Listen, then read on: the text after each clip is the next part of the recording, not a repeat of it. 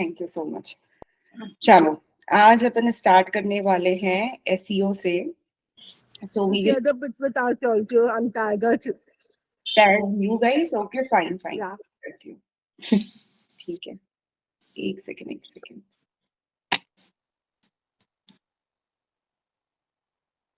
हाँ, सो आज अपन पढ़ेंगे एसईओ का बेसिक्स। और in the previous lecture we had a discussion on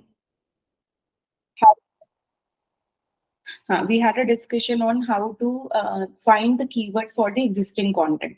लेकिन हम ये भी तो होगा ना कि जब कोई क्लाइंट आया तो हम उस क्लाइंट के बारे में ये भी देखेंगे कि भाई वो उसके कॉम्पिटिटर्स फाइंड करने हैं हमको, और फिर उनके कॉम्पिटिटर्स की स्ट्रेटेजी क्या है, वो लोग क्या कीवर्ड क्या कीवर्ड अप्रोच कर रहे हैं, उनके टॉप रैंकिंग पेजेस क्या हैं। तो दो अप्रोच होता है कि पहले तो आप खुद ब्रेनस्टॉर्म करो कंटेंट आइडियाज, और दूसरा ये होता है कि आप दूसरे के अपने ही लेवल के कॉम्पिटिटर के पास जाओ, देखो उनके क्या वर्कआउट किया और प्रूवन मेथड्स पे काम कर सकते हैं। तो आज अपन दो चीज देखेंगे, competitor analysis as well as basics of SEO, क्योंकि मैंने आपको डायरेक्टली कीवर्ड पे ड्राइव कर दिया था लास्ट सेशन में, मतलब जब हम कंटेंट राइटिंग पढ़ रहे थे। बट आज अपन उसको डिटेल पे स्टार्ट करते। एक सेकंड, मैं बस ये स्टोरी पोस्ट कर देती हूँ। मेरी स्टोरीज कैसी लगती है आप लोग को इंस्टाग्राम पे? कुछ एडवाइस हो तो देना। I personally look forward to it. हाँ, even I like it. क्या डाला है? अच्छा, बहुत ज्यादा Me too.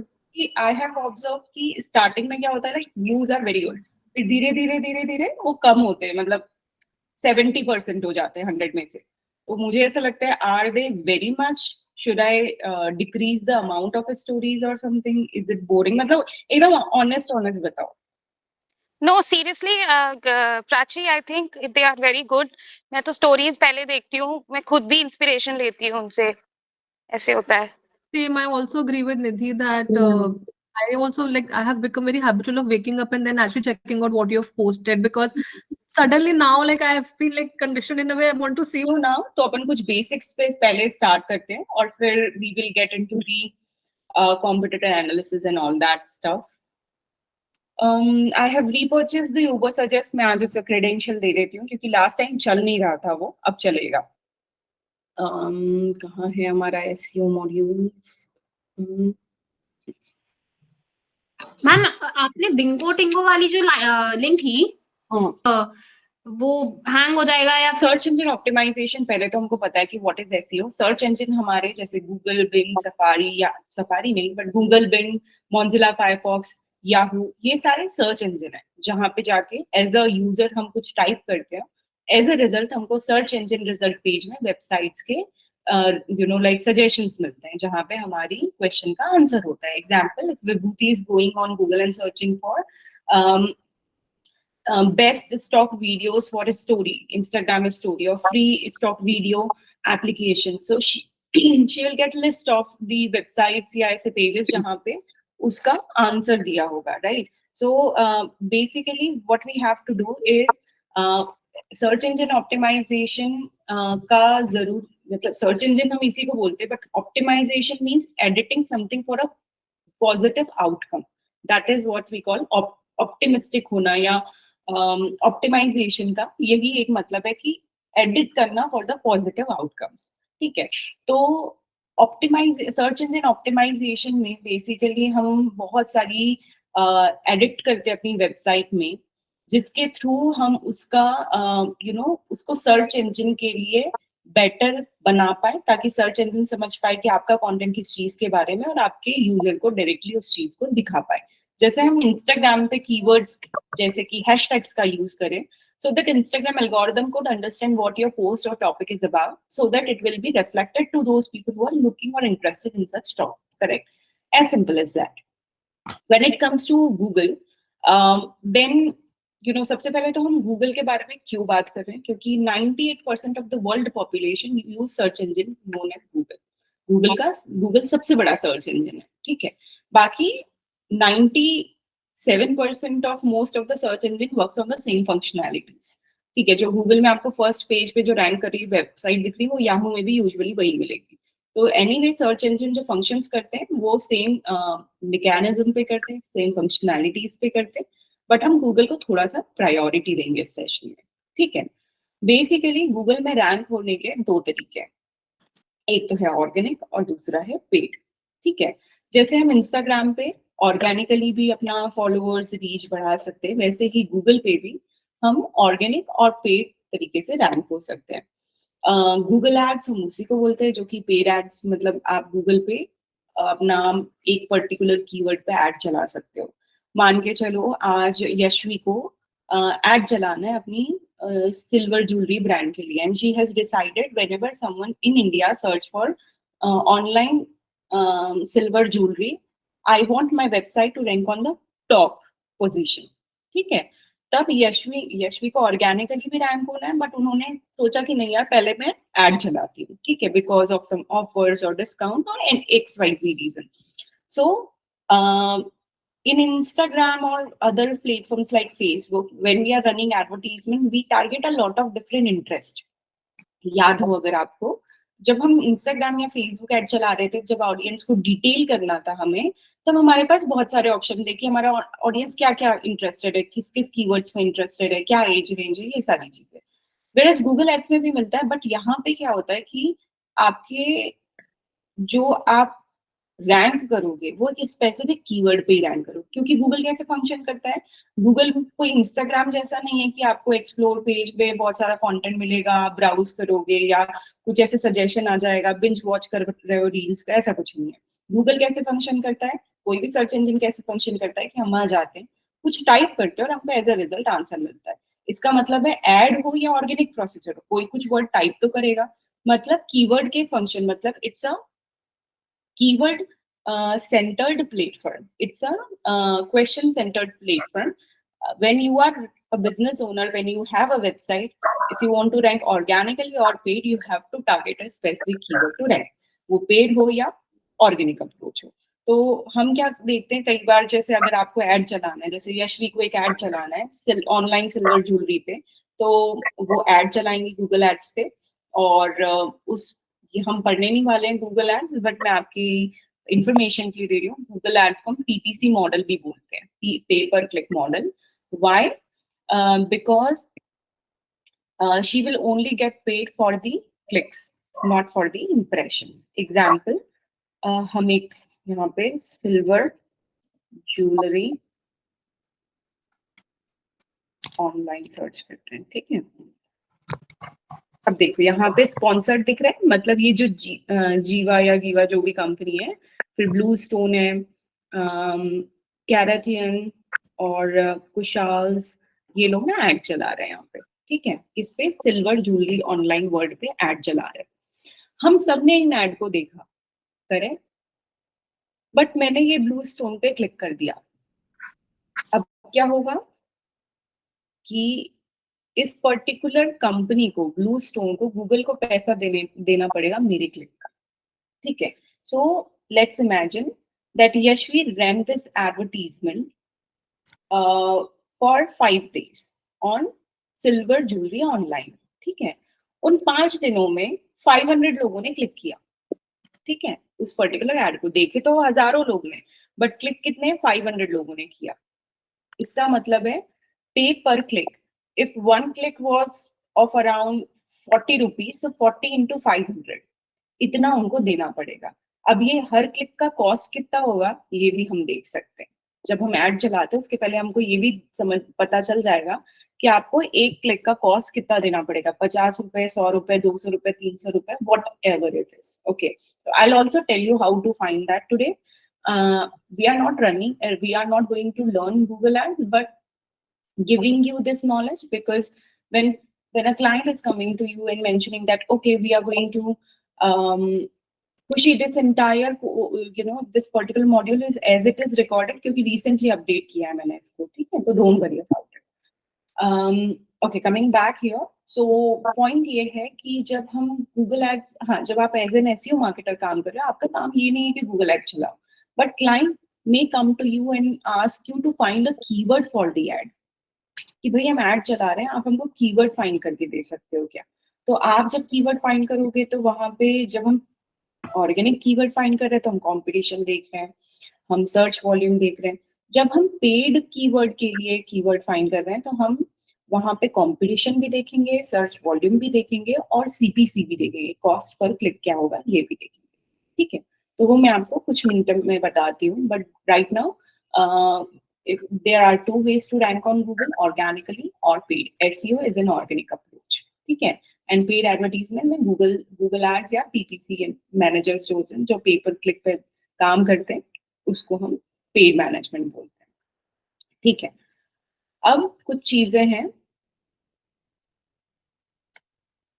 हाँ, why someone need to opt for SEO. SEO से क्या फायदा है? ऑब्वियसली अगर आप जो दिखता है वो बिकता है, सिंपल एज दैट, ठीक है। हम जो कंटेंट, जो टॉपिक आज ले रहे हैं, जो कीवर्ड हम टारगेट कर रहे हैं, ऐसा तो नहीं है कि एकदम रैंडम नया कीवर्ड है। There have been a lot of websites created content on the same keyword, targeted the same keyword, but we are trying to rank on the first page of Google. First page contains 10 websites. So we are trying to be in the first 10 position so that we will get the visibility, so that people will get to know about us. Let's say if Yashvi is having a website and I'm searching for silver jewelry online, there are not only 10 brands, there are thousands and millions of brands alone in India. So if she wants to get into the first page, she has to do a great SEO. So उसके लिए अगर हम अच्छा SEO कर रहे हैं तो वो गूगल के फर्स्ट पेज पे रैंक होगी, तो ऑब्वियसली विजिबिलिटी बढ़ेगा तो ट्रैफिक बढ़ेगा, ट्रैफिक बढ़ेगा तो अवेयरनेस बढ़ेगी, अवेयरनेस बढ़ेगी तो क्लिक्स ज्यादा आएंगे, क्लिक्स ज्यादा आएंगे तो शायद कन्वर्जन बेटर होगा। So anyway more traffic is equals to more sales, right. जैसे हम बोलते हैं कि इंस्टाग्राम पे अगर किसी अकाउंट के मिलियन फॉलोअर्स से ऑब्वियसली उनके सेल्स ज्यादा हो रही होगी क्योंकि इतने ज्यादा लोग उनको जानते हैं, तो more popularity is equals to better sales. So that is one reason. Second is brand awareness. So we had this discussion that suppose if Yashvi created this content on how to select the right silver jewelry, okay, and I wasn't looking for a silver jewelry, I was just looking for some concerns. I was looking for how to select jewelry according to the facial shape, or how to identify that this silver is you know is there any hallmark in silver jewelry, और कुछ मेरे burning questions है जो मैंने पूछा यहाँ पे Google से, and I am getting a list of couple of blogs. So I was reading one of it and I got to know about a brand जो कि यशवी का ब्रांड है, ठीक है।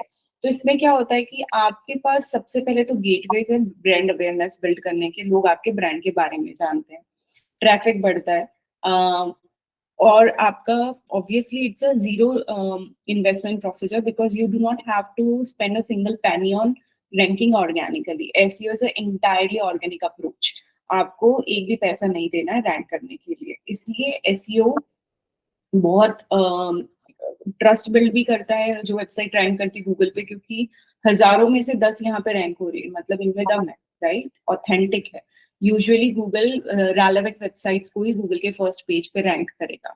सो what we have to do in a nutshell is, हम जब SEO कर रहे हैं, ये इसलिए भी मैं बता रही हूँ because when you are an SEO marketer, you should know what value you offer to a business. If you're doing SEO for a company, for a website, then you are giving them chance to rank on the top Google page, which will increase their visibility, drive tons of traffic, and their conversion will be better. So they are anyway getting more business from your services. So this will be the benefits of doing SEO in any website.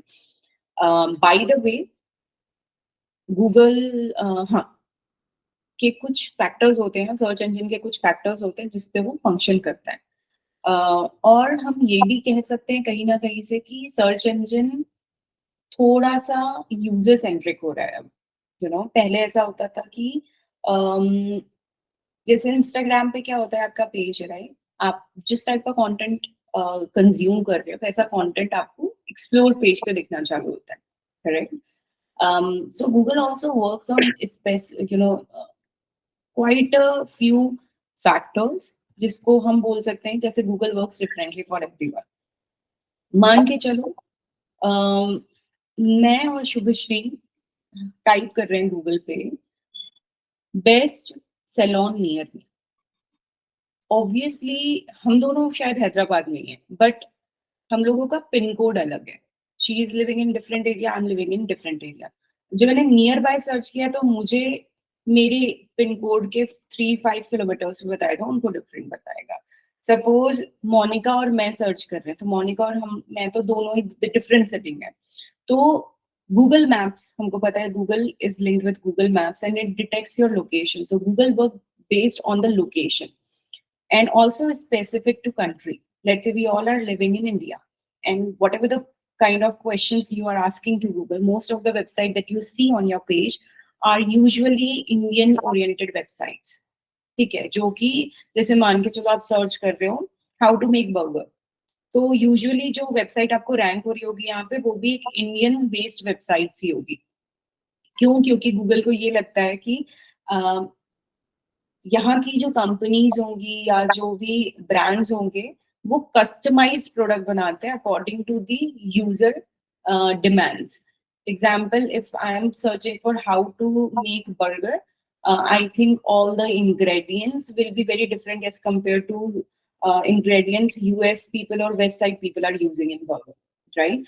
तो बहुत अलग चीजें होती है। तो Google works in different basis for everyone. First of all, first factor is the location. If we all are searching for ABC near me, तो हम सबको different बोल सकते हैं कि ऑप्शन मिलेंगे या सजेशन मिलेगा गूगल के साइड से। फिर दूसरा चीज है आपकी ब्राउजिंग हिस्ट्री, इसका भी इम्पैक्ट होता है। मान के चलो मैंने कुछ टाइम पे पहले सर्च किया था हाउ टू मेक रवा डोसा, वेरी सिंपल, ठीक है। अब after some time I am going on Google and searching for best healthy breakfast ideas, because Google को ये पता है कि प्राची ने कुछ टाइम पहले ही इस ईमेल आईडी ने साउथ इंडियन फूड में इंटरेस्ट लिया है, तो मुझे जो breakfast ideas, healthy breakfast ideas बताएगा, हो सकता है उसमें कहीं ना कहीं वो डिश इंक्लूड होगी या वो कुजीन इंक्लूड होगा, ठीक है। तो हमारी जो ब्राउजिंग हिस्ट्री है उस पर भी फर्क होता है। जैसे इंस्टाग्राम पे आप जिस टाइप का कंटेंट देखते हो उस टाइप का कंटेंट आपको दिखाने लगता है, वैसे यहाँ पे भी गूगल आपकी ब्राउजिंग हिस्ट्री का यूज करता है। अब तो गूगल का एक्सप्लोर पेज भी हो गया है छोटा सा, जब आप अपना फोन में गूगल मैप ओपन करते हो तो नीचे आपको कुछ वेबसाइट्स या आर्टिकल्स दिखते हैं जो कि आपके एरिया ऑफ इंटरेस्ट से ही रिलेटेड है, जो आपने पहले कुछ सर्च किया होगा, राइट। तो वो एक फैक्टर होता है। प्लस एक आई ओपनिंग आपको एक चीज बताती हूँ, that also your activity that you do on YouTube, that you do on Google also reflects on your social media, ठीक है। जैसे इनफैक्ट वॉइस सर्च, हम लोग जो अभी बात कर रहे हैं, राइट, तो हमारा फोन सुन रहा है उस टाइम पे कि हम किस चीज के क्या कीवर्ड्स यूज कर रहे हैं। तो let's say if I'm going on Google and searching for best property to invest in Hyderabad, तो हो सकता है कि मैं इंस्टाग्राम पे जाऊं या मैं फेसबुक ब्राउज कर रही हूँ या मैं यूट्यूब ब्राउज कर रही हूँ, तो मुझे एड उस टाइप के दिखाएंगे वो लोग, ठीक है। तो हम जो गूगल पे सर्च करते हैं उसका बहुत बड़ा इम्पैक्ट हमारे सोशल मीडिया के एड में होता है। तो बेसिकली बैक एंड पे ये चीज होती है, मान के चलो एक ऑर्गेनाइजेशन है गूगल और ये है सब इंस्टाग्राम, फेसबुक, लिंक्डइन, ट्विटर। तो जब हम इंस्टाग्राम पे ऐड चलाते हैं तो हमने क्या किया था, हम टारगेट कर रहे हैं ऑडियंस को कि हमको ऐसे लोगों को ऐड दिखाना है जो इस पर्टिकुलर, मान के चलो एक हम ऐड चला रहे हैं एक माइक का, कॉलर माइक का, बोट के, और हम ये कर रहे हैं कि हमने उस पे बताया है कि हमको उन लोगों को ऐड दिखाना है जो कि रिसेंटली बोट माइक या माइक से रिलेटेड चीजों को सर्च कर रहे हैं। तो इंस्टाग्राम क्या करेगा, गूगल से डेटा खरीदेगा कि रिसेंटली गूगल में किन लोगों ने माइक से रिलेटेड सर्च किया। हम यूजुअली गूगल पे ही जाते हैं कोई भी चीज शॉप करने के लिए ऑनलाइन, तो गूगल इनको डेटा बेचता है। तो जो आप गूगल पे सर्च कर रहे हो वो डेटा है, जिस डेटा को फीड करके डेटा सेंटर्स रहते हैं, उन डेटा सेंटर्स पे क्या होता है कि ये एक काइंड ऑफ एल्गोरिदम है जो कि बहुत बड़ा खिलवाड़ भी हम लोगों के साथ, कि हमारा जो भी whatever we are browsing on the internet, especially on the search engine, they are using that data to show the ad which are customized with it. It is also healthy for us because what you were searching for, these companies are showing you that product. Maybe you are getting aware about it, but it's not something is universe is giving you a sign. It's an algorithm game. So we have to, like, be mindful when we are purchasing online, but The point is, what you search on Google, what you try to search on YouTube also impacts on your social media.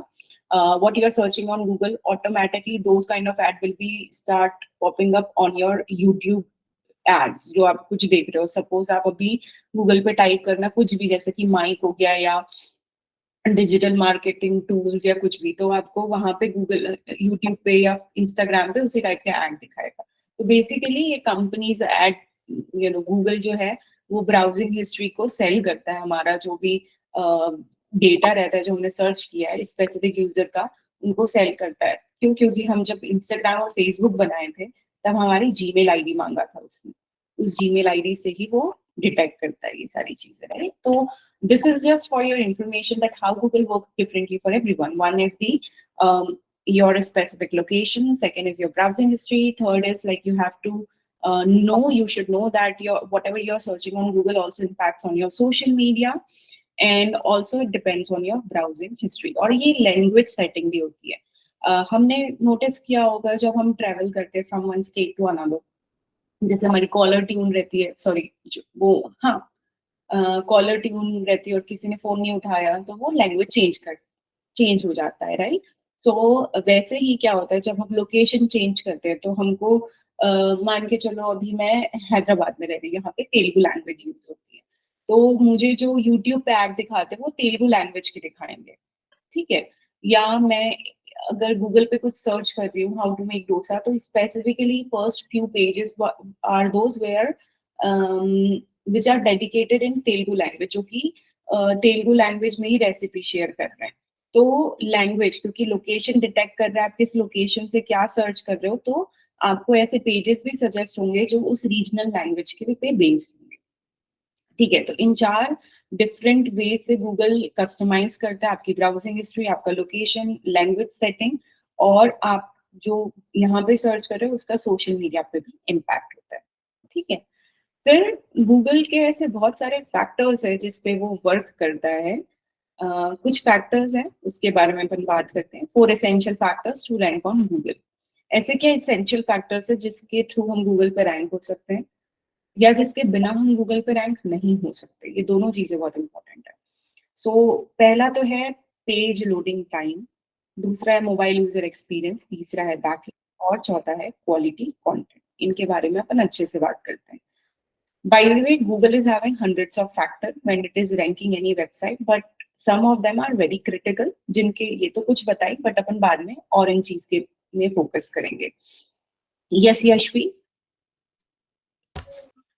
Ma'am वो जो first 10 pages है, suppose अगर मैंने आज rank कर लिया तो मैं उन 10 पेजेस पे कब तक रहूंगी? What is the time limit कि मेरे को कोई रिप्लेस करेगा या नहीं करेगा? Usually people rank for months, 6 to 8 months, 12 months. ये फ्रीक्वेंसी चेंज होती रहती है कीवर्ड की डिमांड पे भी, और गूगल आपको रिप्लेस भी कर देगा अगर किसी का कंटेंट आपसे बेटर है या किसी ने बेटर आंसर दिया है तो I guess the ranking position last four years also. ऐसे कई पेजेस है जो सालों से भी रैंक कर रहे हैं क्योंकि वो बहुत तगड़े हैं या उनकी डोमेन अथॉरिटी बहुत अच्छी है. बट यूजुअली 6 to 8 months तो रहता है लाइफ स्पैन. ओके, ठीक है? ये चेंज भी हो सकता है, फ्लक्चुएट भी हो सकता है ये, बट एक ऑन एन एवरेज में बात कर रही हूँ, ठीक है? अब हम फैक्टर्स पे थे, ठीक है? ऐसे क्या फैक्टर्स थे? 4 फैक्टर्स. हाँ शुभश्री बोलो. मैम आप अभी जो बोले ना डोमेन अथॉरिटी उनका स्ट्रांग है, तो स्ट्रांग मतलब उसमें क्या होता है? आते हैं अपन, ठीक है. बस. तो पहले अपन ये बात कर लेते हैं कि ऐसे क्या फैक्टर्स है जो कि बहुत एसेंशियल है हमारी वेबसाइट के लिए, जिसके थ्रू हम रैंक कर पाएंगे. अगर वो चीज नहीं है हमारी वेबसाइट में तो हम रैंक नहीं कर सकते. What are the 4 essential factors that helps any website to rank? So factor number 1 is the page loading time. Google पे जो भी फर्स्ट पेज पे वेबसाइट्स रैंक होती है वो वेरी फास्ट लोडिंग वेबसाइट्स होती हैं, ठीक है? तो वेबसाइट स्पीड बहुत फास्ट होनी चाहिए क्योंकि गूगल नहीं चाहेगा कि कोई सर्च कर रहा है और उसको बैठा है वो लोड हो रहा है, ऐसे में वो बहुत बोर हो जाएगा. Because people life attention span is very less and their patience level is also very less. So usually people are kind of looking for a fastest solution, fast answer. So Google also rank those pages having fast loading time. Fast loading time means kitna? 0 to 3 seconds are considered ideal. 3 to 6 seconds are average. ठीक है, 0 to 3 seconds में अगर आपकी website load हो रही है मतलब कि वो जब हमने किसी पे क्लिक किया तो कितना टाइम ले रहा है पूरे इमेजेस, टेक्स्ट और सब चीज को दिखाने के लिए, दैट इज लो. इसमें भी बहुत अलग अलग टाइप के स्पीड होते हैं, पेज का स्पीड, फर्स्ट स्क्रॉलिंग स्पीड और डिफरेंट हम बात करेंगे उनके बारे में. सो जो स्पीड टाइम है 0 to 3 seconds रहना चाहिए आइडियली. 3 to 6 seconds ओके है, एवरेज है. बट अगर आपकी वेबसाइट 6 सेकंड से ज्यादा ले रही है टाइम लोड करने के लिए तो आपका भला ही बहुत अच्छा कंटेंट हो बट वो रैंकिंग में एक चैलेंज हो जाएगा आपके लिए. ठीक है, तो लोडिंग स्पीड फास्ट होना क्रिटिकल है if you want to rank your website. दूसरा चीज है mobile user experience. World wide लोग आपका वेबसाइट मोबाइल पे ज्यादा यूज करेंगे.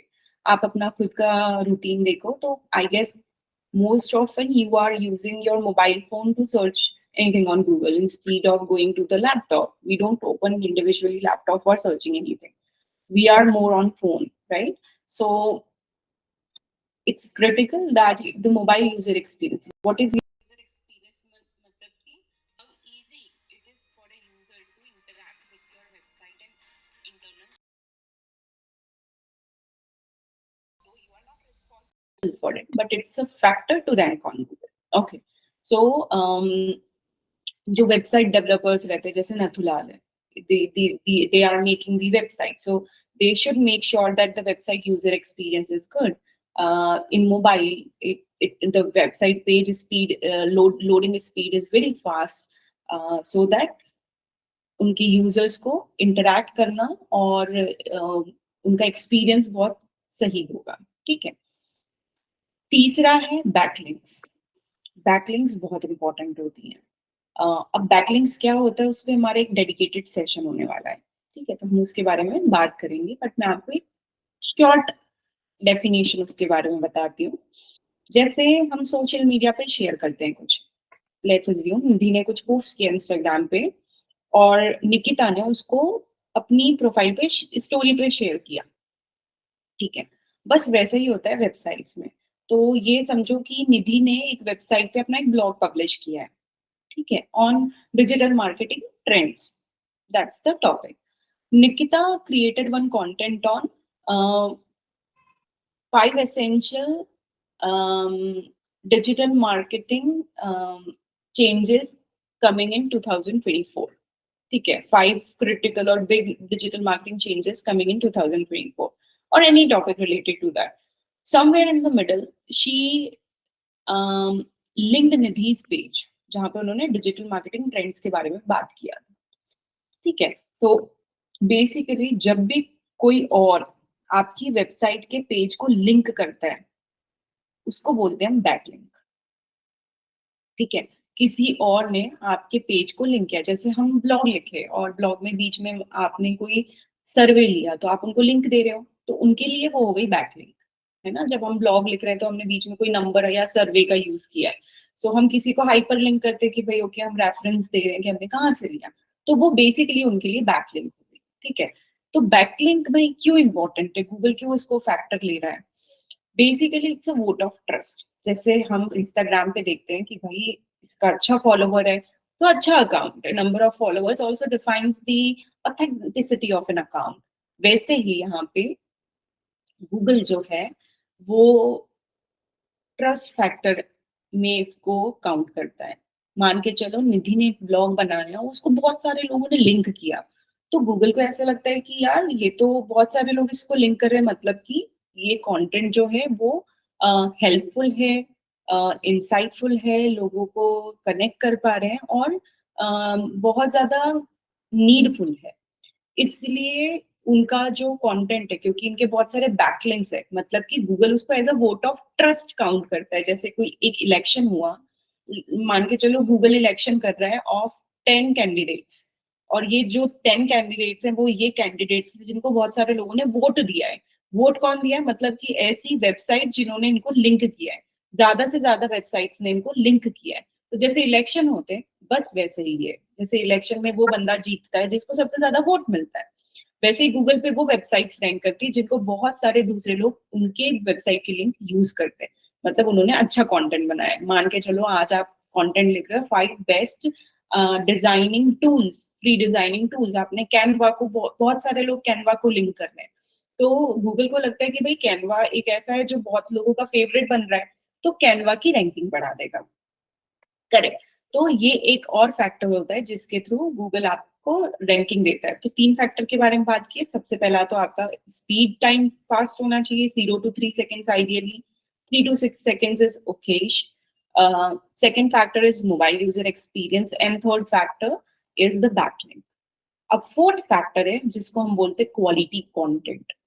ठीक है, अब ये क्वालिटी कंटेंट क्या है, इसको हम फोकस करेंगे ईएटी फैक्टर पे। ठीक है, अब ईएटी फैक्टर क्या होता है? EAT factor on Google is known as expertise, authoritativeness and trustworthiness. ठीक है, ईएटी फैक्टर ऑन गूगल, हाँ, experience, expertise, authoritativeness and trustworthiness, EEAT होता है। ठीक है, इसका मतलब क्या है मैं आपको ये चीज बता देती हूँ। ठीक है, so when it comes to evaluating the experience, Google instruct the quality of your content, identify where the content is based on first-hand experience with the subject being covered. For example,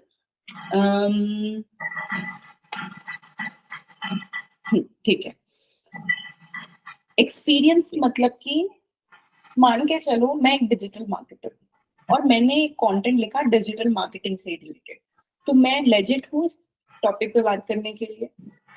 अगर मैं एक ऐसा topic लेती हूँ जो कि fitness से related है या मेंटल हेल्थ से रिलेटेड है, मैं उस चीज की एक्सपर्ट नहीं हूँ। I am not an expert, I am not having that experience to talk on this topic.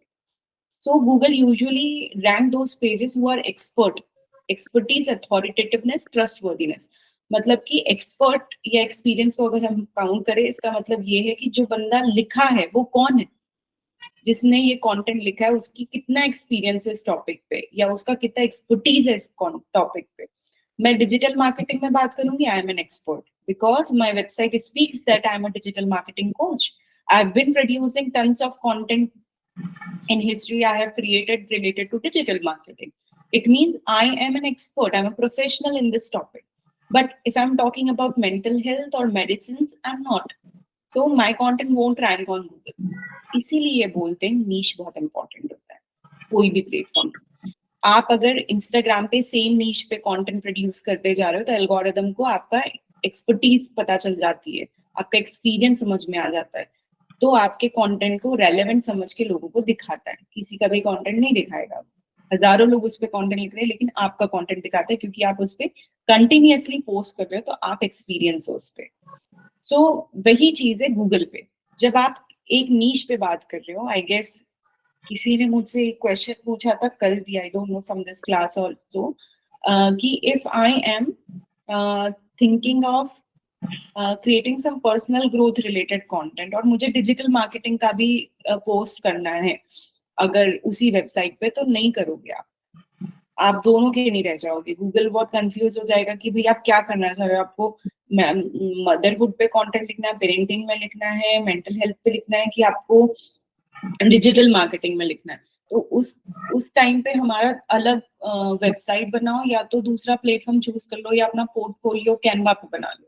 But आप ये चीज को मिक्स मत करो कि दो नीशेस, जैसे हमारा इंस्टाग्राम पेज एक नहीं हो सकता रेसिपी पे भी और डिजिटल मार्केटिंग पे भी, क्योंकि एल्गोरिदम भी कंफ्यूज होगा, ऑडियंस भी कंफ्यूज होता है। तो सेम चीज है यहाँ पे भी कि एक्सपर्टीज आप जिस पे है उसी पे अपना कंटेंट कंटिन्यूअसली प्रोड्यूस करो। ठीक है, authoritativeness is also very big deal. WebMD एक मैं बताती हूँ, WebMD एक या समझो हेल्थलाइन एक स्पेसिफिक ब्लॉग है जो कि मेडिकल से रिलेटेड कंटेंट लिखते हैं। ठीक है, अब हेल्थ लाइन में जो लोग कंटेंट लिखते हैं वो लोग डॉक्टर्स हैं, स्पेशलिस्ट हैं, ठीक है। और एक नॉर्मल ब्लॉगर है जो भी कंटेंट लिख रहा है कि should you take the anti-depressive medication or should you go for it? और अगर हेल्थ लाइन ने वो कंटेंट लिखा है तो हेल्थ लाइन के कंटेंट को ज्यादा प्रायोरिटी मिलेगी। क्यों? क्योंकि वो जो कंटेंट है वो उनकी अथॉरिटी अच्छी है उस पर्टिकुलर, वही चीज है कुल मिला के कि अथॉरिटेटिवनेस, कि कितना लेजिट कंटेंट है, उनके कंटेंट को कितना जैसे कि कोई कंपटीशन होता है तो जज कौन होता है? जज वो होता है जिसको सही नॉलेज हो, उस चीज को सही तरीके से बताए और राइट इंफॉर्मेशन दे, ठीक है। तो वैसे ही चीज है कि यहाँ पे आपको आप बहुत अथॉरिटेटिव पर्सन होना चाहिए इस टॉपिक पे बात करने के लिए, आपका एक्सपीरियंस होना चाहिए, तभी आपका कंटेंट ट्रस्टवर्दी पे काउंट होगा, तभी आप रैंक होते हो। इसलिए EAT फैक्टर बहुत इंपॉर्टेंट है। EAT फैक्टर को इंक्रीज करने के लिए अपनी वेबसाइट के हमको क्या करना होगा? We have to create content on a specific niche for a longer time. Means you should decide niche for your blog. Second, whatever information or the resources that you write, whatever the information you are giving should be right. It should be proofread. Second, the links that you link in your content, वो resources भी बहुत legit होने चाहिए। ऐसा ही नहीं किसी का भी रेफरेंस उठा के डाल दिया, कोई भी सर्वे उठा के डाल दिया, वो सर्वे भी सही होना चाहिए। आपने किसको बैकलिंक दिए हो वो भी बहुत काउंट करता है। तो ओवरऑल आपका कंटेंट इंफॉर्मेशनल होना चाहिए, इंफॉर्मेटिव होना चाहिए, ट्रस्टवर्दी होना चाहिए, रिसोर्सेज करेक्ट होने चाहिए, नंबर्स राइट होने चाहिए, तब आपका कंटेंट धीरे धीरे अथॉरिटेटिवनेस बढ़ती है उसकी, ठीक है। तो ये फैक्टर को हम ध्यान रखेंगे। अब इसके अलावा है हमारा हाँ, इसके बाद फिर हम लोगों ने पढ़ा था, इसके अलावा और भी बहुत सारे फैक्टर्स हैं जैसे कि डोमेन अथॉरिटी और ये सब धीरे धीरे मैं अनलीश करूंगी क्लासेस में, बट ये 4 फैक्टर हैं, जैसे आपकी मोबाइल का पेज एक्सपीरियंस, लोडिंग स्पीड, आपका कंटेंट का EAT फैक्टर एंड ऑल्सो और चीज थी आपका बैकलिंक्स, ठीक है। आपको कितने लोगों ने लिंक दिया है, ये सारी चीजें कलेक्टिवली आपको रैंक करने में हेल्पफुल होता है और गूगल को अश्योरिटी देती है कि भाई आपका कंटेंट अच्छा है। मान के चलो नथुलाल की एक वेबसाइट है, उसका लोडिंग स्पीड बहुत प्यारा है, यूजर एक्सपीरियंस बहुत अच्छा है, कंटेंट बहुत टाइम से एक ही चीज पे लिख रहे हैं तो उनका EAT फैक्टर अच्छा है, बहुत सारे लोग उनको बैकलिंक कर रहे हैं, तो बहुत जल्दी वो रैंक होंगे गूगल पे। तो ये हैबिट्स हमको फॉलो करनी पड़ेगी ताकि हम गूगल पे रैंक हो जाए, ठीक है। तो इसका एक और आंसर यहाँ पे क्वेश्चन हो सकता है कि जब हम SEO मार्केटर हैं, when we are working as an SEO marketer, what results can we commit to the clients? Like, because we just got to know that your ranking depends on your mobile user experience, on the speed. So being an SEO marketer, क्या आप ranking promise कर सकते हो? हम ranking promise नहीं कर सकते। क्यों? क्योंकि ये 2 ही फैक्टर नहीं, ऐसे डिजाइनिंग के बहुत सारे फैक्टर्स होते हैं, बैकएंड के बहुत फैक्टर्स होते हैं जिस पे रैंकिंग डिपेंड करती है। तो हम क्या प्रॉमिस करेंगे as an SEO marketer? Your role responsibility will be website को वेल ऑप्टिमाइज करो और वेबसाइट गूगल पे इंडेक्स होनी चाहिए। अब वही इंडेक्स के उस पे मैं आपको एक सिंपल सा रोड मैप बताती हूँ कि गूगल फंक्शन कैसे करता है, ठीक है। How Google functions. So Google basically works on 3-step procedure, which is known as crawling, indexing, ranking. शायद मैंने इसके बारे में पहले बताया था, बट एक बार रिवाइज कर लेते हैं अपन उस चीज को। क्रॉलिंग, इंडेक्सिंग, रैंकिंग क्या होती है? तो बेसिकली जब हमारा वेबसाइट होता है और वेबसाइट में हम कोई एग्जिस्टिंग पेज को एडिट कर रहे हैं या एक नया पेज एड ऑन कर रहे हैं, लाइक सपोज मंजू ने एक नया कंटेंट पब्लिश किया, ठीक है। तो क्या हुआ कि गूगल के क्रॉलर्स होते हैं या बॉट्स होते हैं जो हर कुछ घंटों में आपकी वेबसाइट विजिट करते हैं, ये जानने के लिए कि क्या आपने कुछ अपडेट किया है, क्या आपने अपने कंटेंट में कुछ नया चेंजेस किया है या कुछ नया पेज ऐड किया है। तो ये क्रॉलर्स नॉन स्टॉप हमारी वेबसाइट्स में आते हैं, ठीक है। तो इनको बोलते हैं हम बॉट्स, ठीक है, तो ये पहली स्टेप होती है crawling.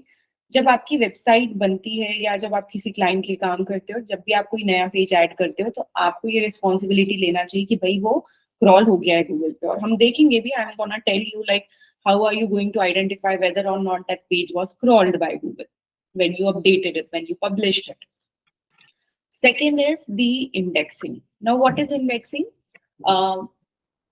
So indexing means when you have published something and now these search engines are entering into the page to understand what is it, what that page is about. That is known as the indexing. So as simple as that, let's say Monica published this content on 5 best activities for a new mom to overcome postpartum depression. Okay. Now, crawling means Google identified, okay, she has published a new blog. But in the second step, these algorithms or these signals will enter into her website and try to understand what her content is about. So how they will do it? They'll go through the snippet that we have covered already.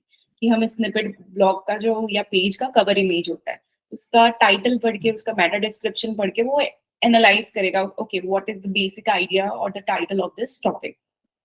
Then this bot enters the site and then they will try to understand, okay, what is inside the content. So we have covered this thing that we focused a specific keyword for a multiple time in our content, so that if Google signals could find out that there's a specific word repetitively used, probably the content is related to that, the content is related to that topic. So what we have done in the previous few sections in blog writing, like how are we finding the keywords, why are we placing the keywords, so those things are helping you to do better indexing of your website. कि indexing मतलब कि Google समझ जल्दी जाएगा, अच्छे से समझ पाएगा कि आपका कंटेंट किस चीज के बारे में है. पिक्चर दिस, आपके कंटेंट में कीवर्ड नहीं है तो सारे वर्ड्स इक्वली इंपॉर्टेंट है और गूगल कंफ्यूज हो जाएगा कि आपका कंटेंट किस चीज के बारे में, क्योंकि वो ह्यूमन नहीं है, उसके पास इमोशंस नहीं है कि समझ पाए, वो सिर्फ टेक्स्ट बेस पढ़ रहा है, रोबोट है.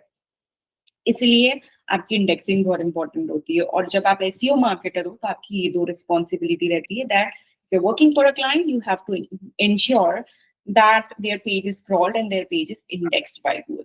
इंडेक्स करा है मतलब आपने एसईओ अच्छा किया, आपने एल्गोरिथम को बता दिया कि ये कंटेंट किस चीज के बारे में है.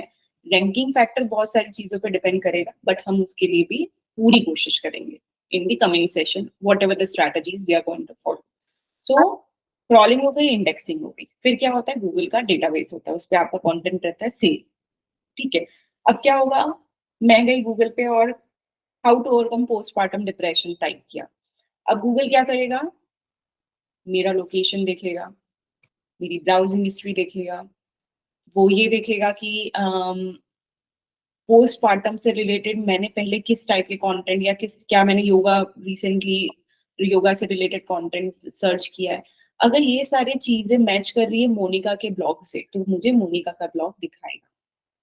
ठीक है, तो क्या होगा कि गूगल का डेटाबेस होता है, वहां पे सारी इंफॉर्मेशन सेव होती है, इंडेक्स्ड होती है.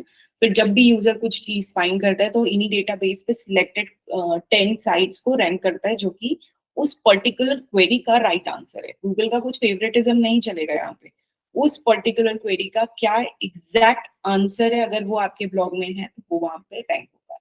इसलिए जब हमने ब्लॉग लिखा था तो हमने यूज किए थे कोरा or answer the public to understand what people are searching for related to these topics, so that we can answer them. So that if you're answering a couple of questions that are being searched in the Google, then there's a greater chance, there's a better ability that people are going to search for it and you will be going to rank on those particular query as a solution through your blogs. और इसलिए हमने keywords भी use किए थे. ठीक है, so now I guess you can correlate why we have done that keyword and everything, but this is how Google functions: crawling, indexing, ranking. Crawling मतलब जब भी आप कुछ नया publish करें, whenever you're adding a new page or editing an existing one, then crawlers will come and fetch those important information and save that data. Second, index. These signals will enter into those pages and try to understand what it is about. And third, it will store in the data, and whenever any specific user search for questions related to it, if that matches your answer, if that query matches your blog or your web page, then it is going to rank. So this is how Google functions. ठीक है, ये clear है सबको? Yes, Yashvi? Ma'am जो आपने अभी बताया page landing time, तो जैसे हम लोग विक्स पे बना रहे हैं अपनी वेबसाइट, तो how do I get to know कि मेरे मतलब मेरा पेज का लैंडिंग टाइम क्या रहेगा, किस बेसिस पे डिपेंड करता है वो? Ranking time. नहीं, पेज लैंडिंग टाइम, कितनी देर में ओपन हो रहा है पेज? Loading time. हाँ, लोडिंग टाइम, सॉरी। तो उसके लिए ना हमारे पास टूल होते हैं, तो हमारे एक सेशन होंगे कुछ दिनों बाद अपने वेबसाइट ऑडिट पे, जहाँ पे हम बैठ के ये सारी चीजें देखेंगे कि हमारी वेबसाइट का लोडिंग टाइम क्या है, और हमारी वेबसाइट कहाँ रैंक हो रही है, क्या क्या पेजेस में एरर है, कौन से पेजेस स्क्रॉल नहीं हुए, कौन से पेजेस इंडेक्स नहीं हुए, सारी चीज हम देख सकते हैं। तो टूल्स है उसके लिए, अपन धीरे धीरे अनलीश करेंगे। Relevant question, keep it for. और मैम जब हम कोई नई वेबसाइट ओपन करते हैं, so there is always this popup of cookies, accept और reject. So what is the role of cookies? I guess is it something related to the first step of identifying that crawling and accepting cookies? Alright. So cookies are basically the website owner is sending some signal to your browser to detect or fetch some information. That is cookie. In my information, जैसे मान के चलो यशवी आपका एक website है, ठीक है, और आपने कुकीज डेवलप किया, जिससे क्या होगा, अगर मैं आपकी वेबसाइट पे जा रही हूँ तो आपको ये एक्सेस होगा कि मैंने अपने रिसेंटली सर्च में क्या क्या सर्च किए या कौन से वेबसाइट्स को विजिट कर रही हूँ, उसका एक्सेस आपको मिल जाएगा। That is cookies. मतलब जो आपके विजिटर्स हैं उनकी ब्राउजिंग हिस्ट्री के बारे में जानना, कौन सी वेबसाइट्स विजिट कर रहे हैं उसके बारे में जानना, उसका एक्सेस लेना as a cookie. If you accept it, you are giving them your data. But right now you do not have to worry at all about it, because Google has announced finally that the cookies are going to be diminished entirely from the websites. इसको पूरा हटा रहा है, अब से कोई cookies नहीं होगी, क्योंकि because of the personalization. A lot of websites are doing a scan, not showing any cookie pop-up, but they are tracking that data, which is ruining the user's privacy. So because of this, Google is going to decline it from all the websites. ऐसा कुछ होगा नहीं concept, but right now तो है. But 2024 में they have kept the promise. So they are going to, yeah. Okay. So यही होता है ना Nathulal, if I'm not wrong, cookies. है ना? In a nutshell, because he is a web developer, so he knows the rest. ठीक है, चलो अब अपन आगे चलते हैं। तो हम 4 टाइप्स के SEO पे बात करते हैं। What are the 4 types of SEO? तो पहला तो होता है ऑन पेज SEO।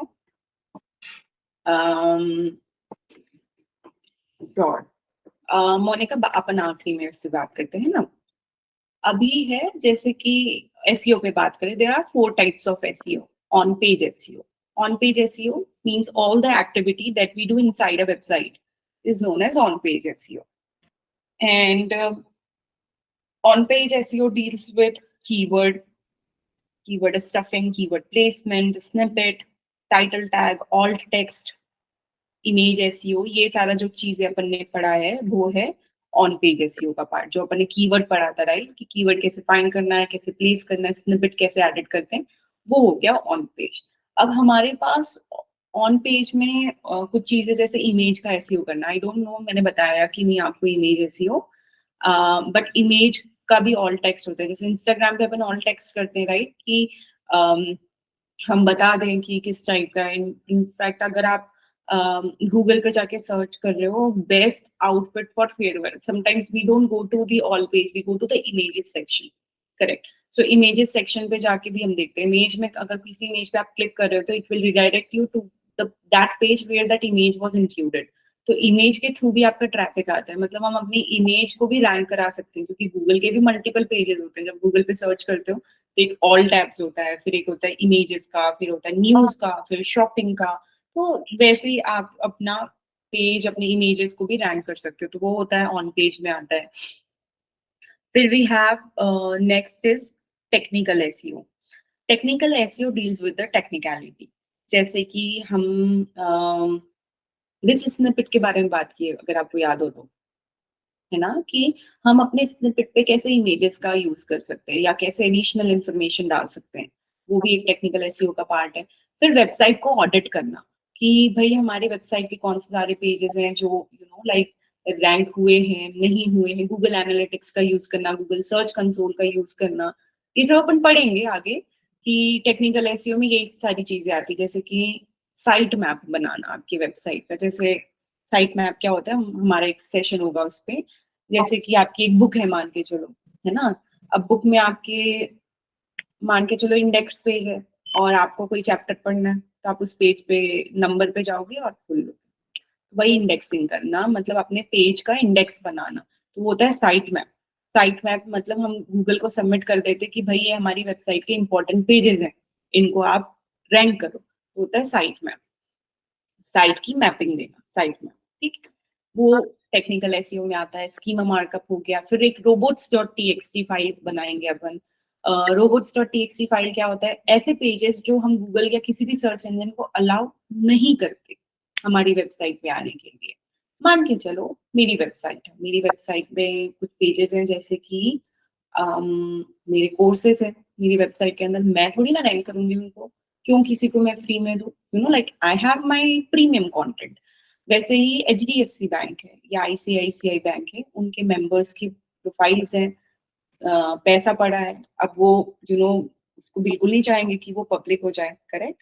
तो कुछ पेजेस होते हैं जिसको हम रेस्ट्रिक्ट करते हैं, उस फाइल को हम बोलते हैं robots.txt file. Robot ROBOT robots s.txt file, robots.txt file. उस पे भी अपना एक सेशन होगा कि ऐसे हम कैसे इंस्ट्रक्शन दें अपने सर्च इंजन को कि ये आप अलाउड नहीं हो इन पेजेस को देखने के लिए।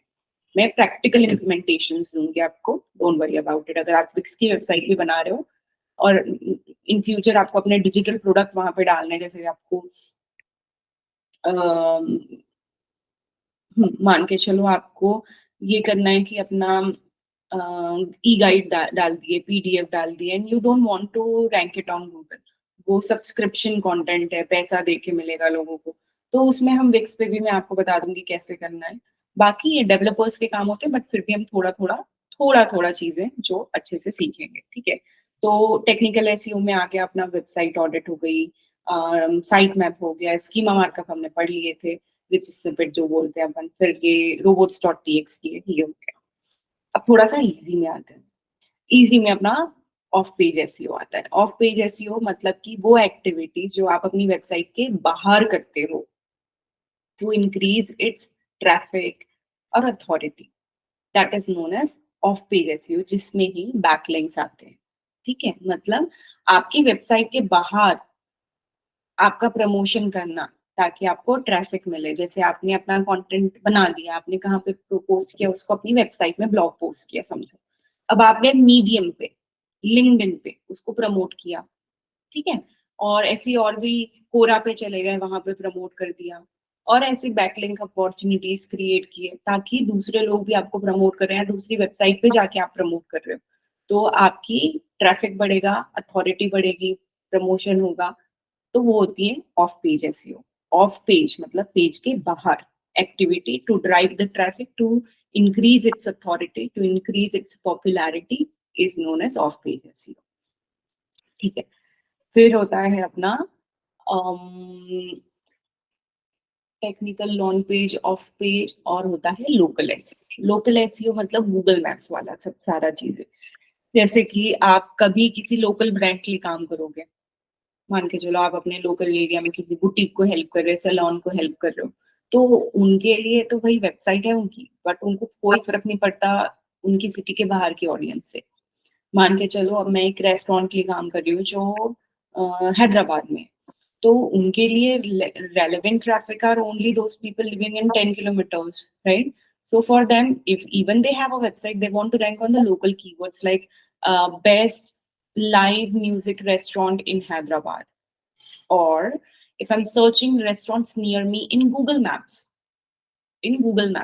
then I want that particular page to rank. तो बिजनेस लिस्टिंग होती है, गूगल बिजनेस प्रोफाइल, जिसको हम GBM भी बोलते हैं, गूगल बिजनेस अकाउंट, या Google business profile, GBP, GBM नहीं GMB, हाँ Google my business, okay, Google my business भी बोलते हैं, गूगल बिजनेस प्रोफाइल भी बोलते हैं, बहुत अलग अलग नेम है उसके। तो अपन गूगल माई बिजनेस प्रोफाइल कैसे बनाएंगे और उसको कैसे रैंक करेंगे वो भी अपन सीखेंगे। तो इस 4 टाइप्स ऑफ SEO रहेगा। ऑन पेज SEO जो हम कीवर्ड फाइंड किए और ये सब जो किए, कीवर्ड प्लेसमेंट, स्निपेट बनाना, इमेज का SEO करना सीखेंगे, वो ऑन पेज हो गया। ऑफ पेज बैकलिंक अपॉर्चुनिटी हो गई। फिर उसके बाद टेक्निकल SEO जो कि robots.txt, साइट मैप या साइट ऑडिट करना, Google search console, Google analytics का यूज करना, वेबसाइट का हेल्थ चेकअप करना। और फिर हमारा ये हो गया लोकल SEO, जिसमें हम local traffic Google business profile या गूगल मैप्स के थ्रू ड्राइव करेंगे। तो इन टाइप्स के SEO के बारे में अपन पढ़ेंगे, ठीक है। तो आई थिंक अपन कल से ही स्टार्ट करते हैं। आज बहुत खिचड़ी मच जाएगी अगर आज अपन ने बिगिन किया कॉम्पिटिटर एनालिसिस से। तो कल अपन पढ़ेंगे how to do competitor analysis और बैकलिंक के बारे में, या इमेज SEO पढ़ लेंगे ताकि अपन ऑन पेज कंप्लीट हो जाए। फिर अपन ऑफ पेज पे जाएंगे, बैकलिंक पे। फिर अपन धीरे धीरे मतलब टेक्निकल आखिरी में पढ़ेंगे अपन, फिर लोकल, फिर टेक्निकल, ऐसे नेक्स्ट वीक अपन पूरा SEO पे डेडिकेट करेंगे, ठीक है। चलो, जो भी क्वेश्चंस है आप लोगों के, आज अपन ने इंट्रोडक्शन ही किया है, अपन कल से स्टार्ट, क्वेश्चन हो तो पूछ लो आप। यस विभूति।